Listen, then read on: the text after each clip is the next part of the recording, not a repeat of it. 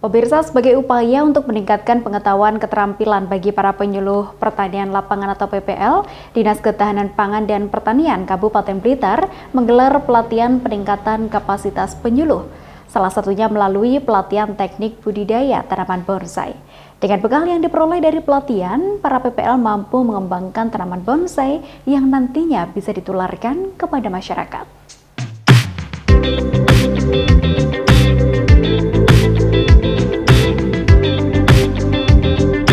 Bonsai adalah karya seni dari pembentukan tanaman yang merupakan representasi dari keindahan panorama alam. Disebut sebagai karya seni karena pembentukan tanaman untuk menjadi bonsai harus melalui proses yang panjang dan penuh dengan tantangan, dan cara menikmatinya cukup berbeda dengan tanaman hias lainnya.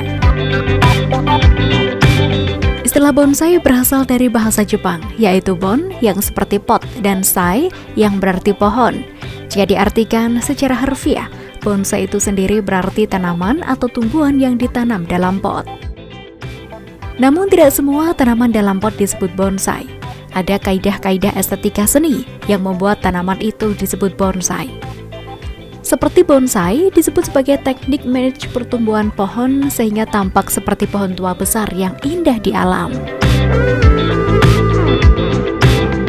Seni bonsai di Indonesia terus berkembang dan memiliki nilai ekonomi yang tinggi.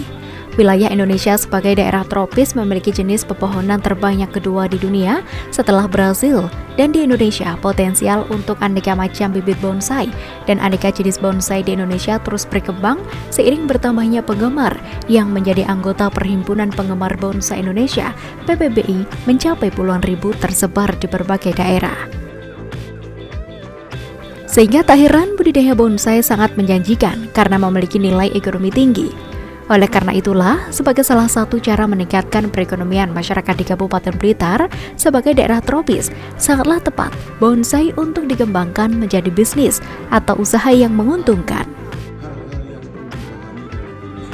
Dan untuk menangkap peluang usaha tersebut, Dinas Ketahanan Pangan dan Pertanian Kabupaten Blitar menggelar pelatihan kapasitas penyuluh pertanian PPL dengan materi budidaya bonsai dengan mendatangkan narasumber dari Perhimpunan Penggemar Bonsai Indonesia (PPBI) Cabang Kabupaten Blitar.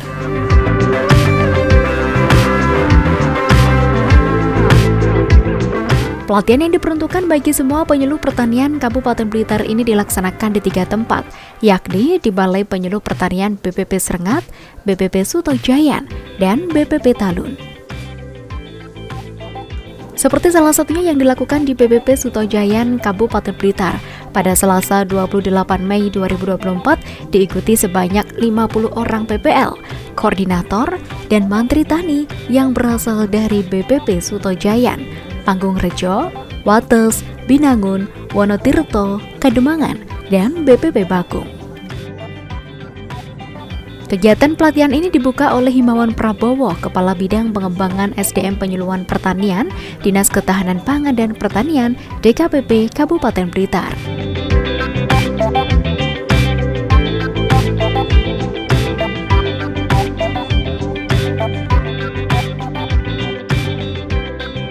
Untuk materi kita yang hari ini adalah budidaya tanaman bonsai. Kenapa kita mengambil materi tanaman bonsai? Karena ternyata tanaman-tanaman di sekitar kita yang kadang-kadang tidak kita perhatikan, atau istilahnya tanaman yang dibuang lah, sudah dibuang. Ternyata ketika dijadikan bonsai itu harganya mahal. Nah, kayak di depan ini harganya belinya 7 juta. Dan yang pameran tahun 2016 itu tingginya sekitar 1 meter ya, di bawah 1 meter. Itu laku 175 juta. Nah, terus supaya bagaimana tanaman itu bisa mahal ya, nanti ini pakarnya ini nanti silakan ditanyakan. Terus tanaman apa yang kira-kira sejujurnya bonsai itu nanti beliaunya. Kebetulan tahun ini juga mau ada pameran gitu, pameran tingkat nasional yang rencana diselenggarakan di Blitar. Ini masih mau mencari lokasi gitu.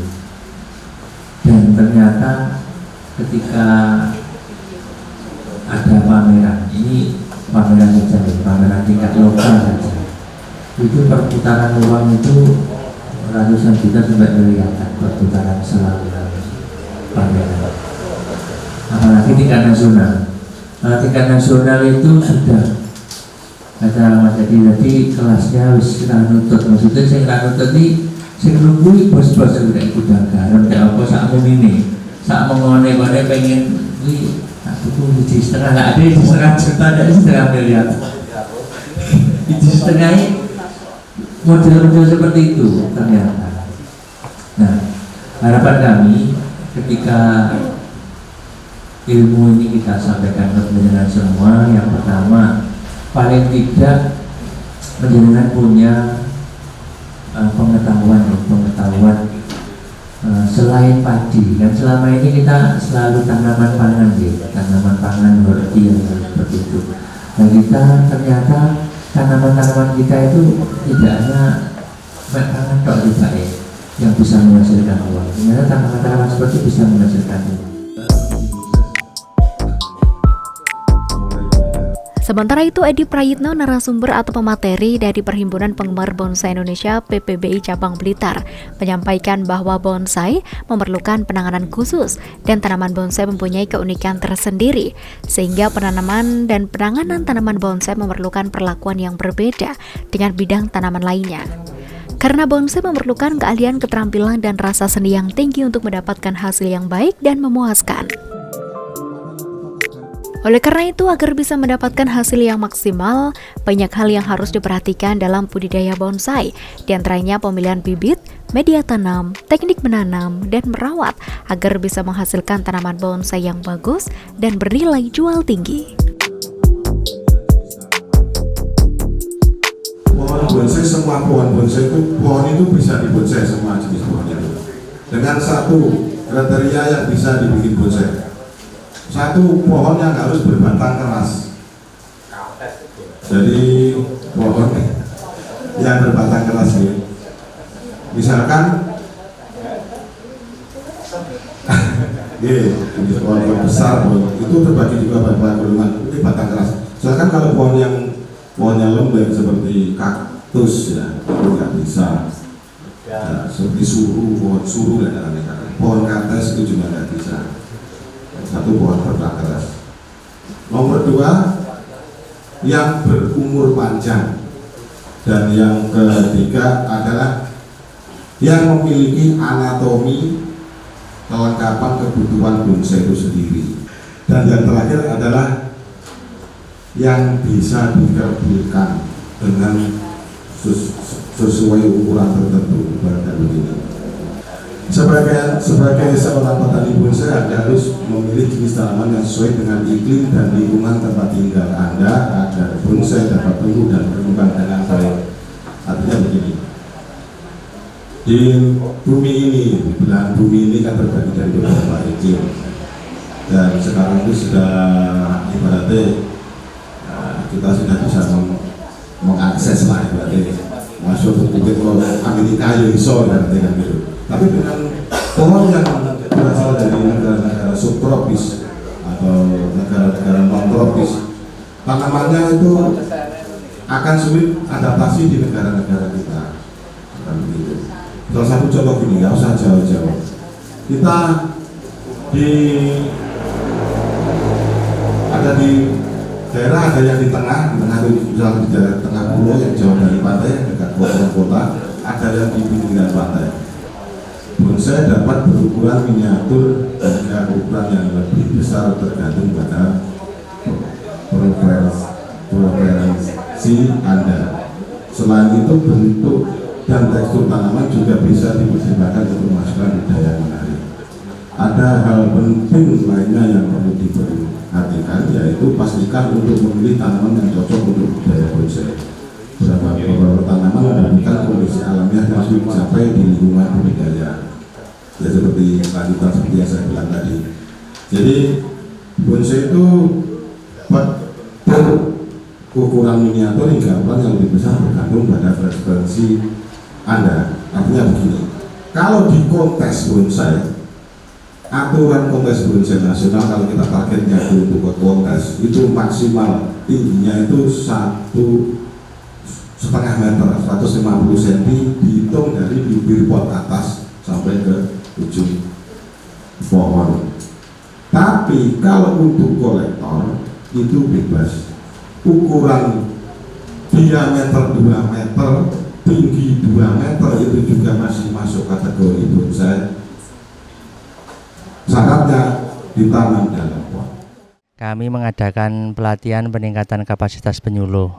Nah, kebetulan materi hari ini adalah budidaya tanaman bonsai.